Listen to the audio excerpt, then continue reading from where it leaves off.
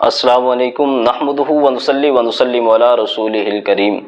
ہمارے ہاں رواج بن چکا ہے کہ جنازہ اٹھاتے وقت بلند آواز سے کلمہ شہادت کہا جاتا ہے، جبکہ صحیح حدیث سے اس کا ثبوت نہیں ملتا، نہ ہی آثار صحابہ سے اس کا ثبوت ملتا ہے۔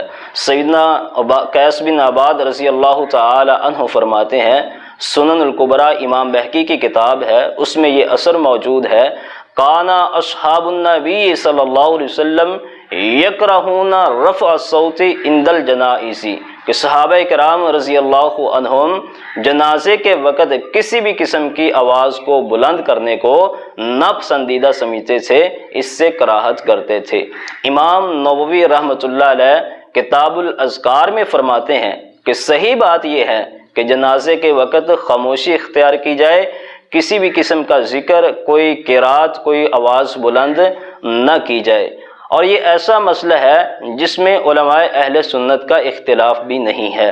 دارالافتاء دیوبند ان کا بھی یہی فتویٰ موجود ہے کہ جنازہ اٹھاتے وقت کلمہ شہادت کہنا یہ بدعت ہے۔ اللہ رب العزت ہمیں دین کی صحیح سمجھ عطا فرمائے، سنت پر عمل پیرا ہونے کی توفیق عطا فرمائے۔